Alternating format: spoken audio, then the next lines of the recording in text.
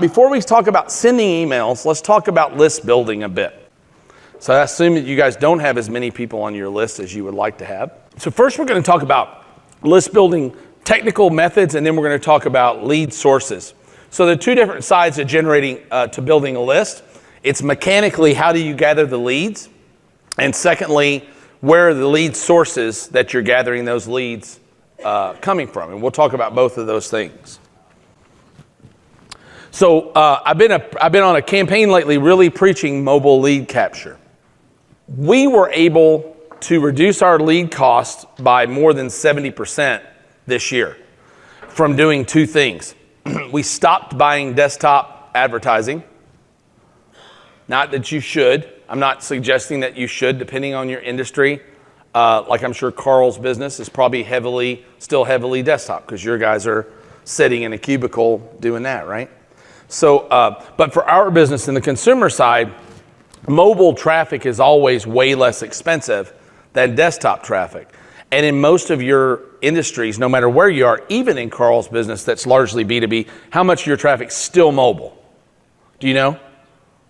I bet it's over half. Almost everyone's is over half. Yeah, ours is like 85%, right? It's mobile. Pardon me? Yeah, but when we were running both, we were still getting 85% from mobile, right? So we're getting 85% of our traffic from mobile, but we thought we were optimized for mobile, but we really weren't, right? My daughter made argument with me forever and ever and everybody in the company, and turns out she was actually right. Rachel builds all of our pages, and she always wanted to build a desktop page and a mobile page versus everyone else, all your other coders and programmers. Oh, you don't have to do all that. Our pages are responsive. Well, it's bullshit. For the most part, they're not responsive. Responsive pages, what responsive means, if you guys don't know, it sniffs the device that you're on and makes the page look a certain way based on the device. The problem is you can never really get it really optimized that way. If you're not building for each device, you're not going to get, or at least the primary devices, responsiveness, unless you're paying super high-end programmers. And I think still then, you're not going to get the same experience as designing mobile first. So for lead generation, I think you should design mobile first, right? In other words, make the experience perfect on mobile, then build your desktop experience. Then build your desktop experience. Because your desktop experience is probably going to be much less volume for you, and it's also going to be your most expensive traffic. So you're going to find your ROI on mobile traffic when optimized is much, much, much higher than your ROI on desktop traffic. Does that make sense to everybody? Cool. I wish there were lighter in here, but if we make it lighter, it'll script the screens, won't it? So everybody's going to fall asleep. I'm just going to have to throw a fuck bomb out every now and then to keep you guys awake. All right.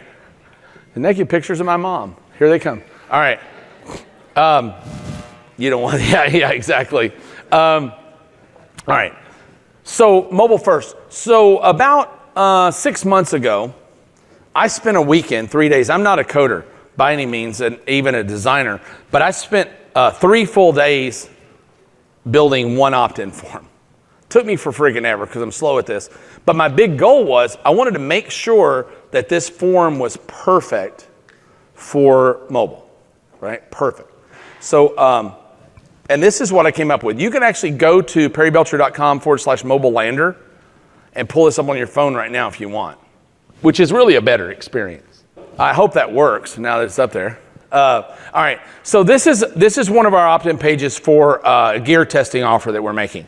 So what you'll notice first about it is this is an iPhone 10 screen, which iPhone 10 is pretty good. If it fits on iPhone 10, it tends to fit on most of the other iPhones going backwards, but it does fit on every screen. So you're going to notice a couple of things pretty quickly.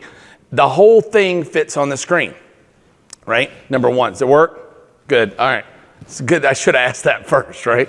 Yeah. You are a girl, right? Those are questions you should always ask first. So the idea is the whole screen goes on mobile. So I want them to be able to see the message and take action without having anything in the way. By the way, when this screen, when the button was even half covered, our responsiveness went down by 35, 40%, right? 35, 40%. So you ought to go and look at your current lead form and see how it looks on mobile. If you can't see the action button, you're losing half. Half. This form converts at 67.5%, right?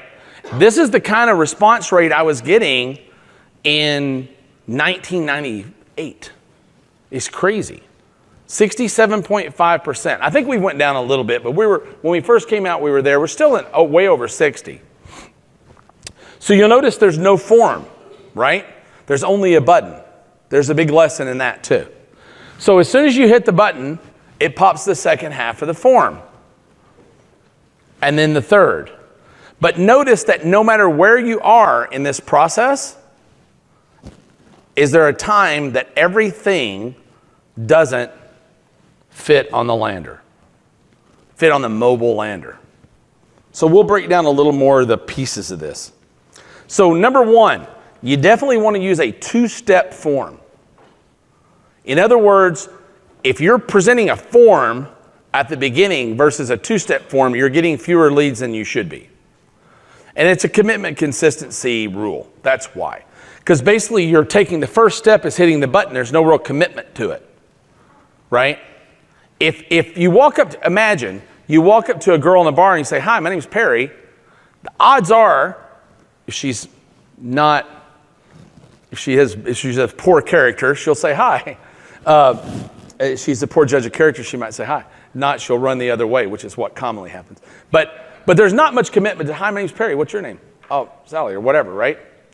If you walked up to her and said, "Hi, my name's Perry. Can I have your email address and phone number?" See how much different that is? It's a hell of a lot different. But that's what most of you guys are doing on your lead forms. Your lead forms are forms. They shouldn't be forms. They should be buttons. They make a micro commitment. It's easier to make the second commitment. Hi, how you doing? You come here all the time? Is the coffee good? Yeah, coffee's pretty good. Okay, there's commitment one. You had a conversation. "Hi, I'm Perry. What's your name?" "Betty." "Great. Hey, Betty." Commitment number two. I'm much more likely to get a phone number and an email address now because I've got two micro commitments, right? If I just hit them with a bigger commitment in the front, you're going to lose a big percentage. So take forms out of your equation. Make them two-step. So you see there's a button here, then they go to the second step. Pretty simple. And this is all done in ClickFunnels. You can do it in any one of builders you want. By the way, if you guys want to take that page and send it to your coders, you're more than welcome to do so. It's yours to use. So this is one of the things that I'm really making a point on right now. If it does not fit, your page is shit, right? If you're not getting everything to fit, how many of you guys believe right now that your mobile pages are as friendly as this page you just saw? 2, 3 people in the room, right? That one thing should more than easily pay for you coming here, right? So I don't want to hear any shit later when you say, "Belcher, you suck. This was terrible." Because you all just agreed, right? Just kidding. All right. So lead magnets. So you got to have a good bribe, right? A lead magnet is nothing more than a bribe. Ours is right here. Sign up to test and review tactical gear and keep it free. That's a pretty good bribe, right? There are other forms of bribes, and we'll talk about those in a minute. Checklists, videos, mini courses, all sorts of things that you can give people. Physical products being my favorite. Right? I really like physical stuff. So you need a good bribe, and it needs to be clear. The hardest part of building this whole page was figuring out how to get the promises down to so few words. So when you're trying to make your lead magnet promise, how are you going to get it across in a really short, succinct message? What's in it for me? That's all they give a shit about. They don't notice on second and third page when I'm actually asking for action, you notice something that's missing? What's missing? Yeah, because they don't give a shit. I don't want it in the way. I don't want it confusing the message. I have to put it in the front in order to buy media, or I wouldn't have it there either, right? I don't want it there. Yeah. Yeah, Amanda was just at Facebook with international compliance in New York. Yeah, I was just working at the Facebook offices, and they're saying right now that mobile optimization is one of two of the key factors affecting their algorithm right now. So they're favoring anyone who's putting priority into mobile optimization. Yeah, and Google's done the same. Google has a mobile testing platform built into Google now where you can just put in your URL and it'll tell you if you're mobile friendly enough or not, what your mobile score is. And they're definitely showing favoritism in their search algorithms. So you got to have a good promise. We'll talk about that a lot. The SMS bribe. So this is something that I think we did a really good job of. Is right here. There's a bribe asking them to give us their phone number and permission to text message them. Are we still at 50 or are we around 50? Yeah. So around 50% of all the people who opt in now give us permission to SMS them. The SMS follow-up far exceeds the email follow-up in getting more front-end Tripwire purchases. Does that make sense? Even though only half of them signed up for SMS, that half makes us more front-end sales in the follow-up than 100% of the people who signed up for email. We almost never get a bogus phone number because we ask for permission, right? So that's a biggie. I would definitely work that in. They have this built into ClickFunnels natively, so you can build your mockups in there. You can send them out to have them coded if you don't like ClickFunnels. I like ClickFunnels better as a prototyping platform than I do an actual platform to run your business through. But there's nothing, a lot of people, depending on the size of your business and what you do, it may be a fine platform for you. Scarcity. These are a couple of other things that you really want to add into to your message if you can, right? So back to the thing. Right here, you can see, I don't know if you can read it there or not, it says all samples, all new gear to be tested is sent out on a first come, first served basis. So it's really important that you put your text message in, because if you wait to get an email, they may all be gone by the time you get there, basically is what I'm saying. So I gave them a really good reason for giving me a phone number. Just to say, hey, give me your phone number, not so great. You need to come up with a really good reason why, in addition to your email address, they should go ahead and give you the phone number. And social proof, which I don't think we do a great job with here, but I'll show you what we highly recommended most people who do this, do that. That's the social proof we use. A lot of people now are putting actual testimonials or social proof, star ratings, things like that on their opt-in forms. I wish we had a star rating on ours. I think it'd be great. The reason I didn't put it there is because if I did, in the next step, it would have pushed my action button below the fold. And I decided it wasn't worth it to push the action button below the fold. So what you should take from this part, I hope, is asking yourself a few questions. Is your page mobile first? How many here think they have a mobile first page? All right. So the rest of you, that's your first piece of homework. How many of you believe if you change that, it'll change your business? All right. Only a few of you. I've not done a very good job at convincing you. The rest of you guys enjoy being broke. I'm just kidding. No, but seriously, this is a big deal, guys. I don't mean to just beat you over the head with it. It's a super big deal. If you're generating leads, because here's the things. Here's what's going to happen to you. If you don't get your shit together and do this, you will be extinct, right? You will be extinct. You'll get wiped out by the other people in the room who do it. Because the cost of media is finite. The cost of media is a finite cost. It costs X to buy a click. So whoever's going to be the most efficient in how they service that click is going to win that market, period. There's no, well, maybe my business is different. Horseshit. It's not. In any way, shape, or form, your business is no different. So if I'm able to get a 67% opt-in rate and you're getting a 25% opt-in, or you're getting a 32% opt-in rate, guess what? I'm buying media for half of what you're buying media for. You realize that? Who's going to win? Hell, I am every single solitary time, right? And eventually I'll push you out of my market because lead costs are going up, traffic costs are going up at a standing rate right now of 40% a year with no decrease in sight. Nobody believes that online advertising is going down anytime in the next 3 to 4 years. So imagine right now, if you're paying $1 a click to get a click to your website, in 3 years, you're going to be paying $2.50. How would you do right now if your clicks that cost $1 cost $2.50? What if your media costs were 2.5 times what it is today? How would that affect your business? Because that's going to happen.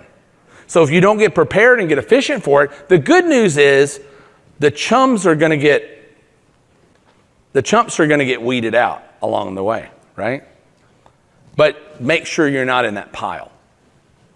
Okay? So is your page mobile first? Did you use 2-step instead of 1-step? What are your lead magnets?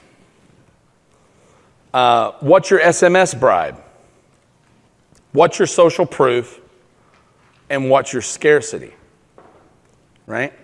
So anybody want a hot seat? Want to talk about yours for a minute and how we might improve it from where it is right now? All right, go ahead. What do you sell? Oh, Chuck. I know what Chuck sells. All right, so we sell financial newsletters. Right. Typically, so the way that we would go is 50, 60-minute VSL to an order form. We don't ask for any, like an email, or we don't have any kind of step in between that. Yeah, we don't do a lot of this. Yeah, I know. But they still manage to get along somehow. It's copy. Yeah, I know, I'm joking. But these guys run a multi-million dollar business, a big business. I think for your business it would be, if you're teasing with tips or you're teasing with a system, if you're running something like Motley Fool runs, right? Where they say, the one stock that Facebook is terrified of, and enter your email. It's all teaser, it's blind, right? I could see easily where you could do, the 2-step would be easy. I think they'd do way better if they did a 2-step instead of a 1, right? And I think your tease in your business is natural. The people who get the picks the soonest are able to react the fastest, right? So it only makes sense that you would want to give us your phone number so that we can send you the daily pick by text versus by email. Right? Yeah, I mean, getting SMS, and right now probably you guys probably don't value that as much because you're not getting that revenue from SMS yet that you would get if you had it. Right? Yeah, I mean, we're not getting a whole lot. So someone signs up, because I know one of your other divisions is they're the division I was talking, they're getting 21% right now from SMS. I figured so. Love those guys. Yeah, I know you do. So one of the things is... But 21% more revenue than you're getting from email right now, how would that move the needle in your business? That would be fantastic. Millions and millions of dollars, right? Yeah. So, and it's just that they're asking for it. So what's our text list right now, Katie? It's like 50,000 or something like that. But we're really, the opt-out rates are really high on text messages. So with our email, we kind of bomb the shit out of our lists. Right. So in order for text to really make up for that, we'd have to kind of bomb the shit out of our text list too. Well, or you coordinate, right? Or you coordinate the message. Like where you might find, in what we're working in here, you might find that you send them a text message, hey Bob, I sent you an email today. The subject line was this, don't miss it. It's very timely. Yeah, we don't do that at all. So that way you're supporting the email that you just sent versus necessarily trying to make a sale. If you can't read the email, you can see it here, right? Passive, much more than buy. One of the guys that does gold, one of the gold guys that we got, they send out a political message every day that's just like the same canned message of, they're all after Trump, they're out to get us. They're really trying to stir up the pot of the Trump conspiracy guys, right? Of that everybody's out to kill Trump. So that's their message every day, but it's canned because it's their message every day. What they didn't do is sit down and write a coordinated campaign, right?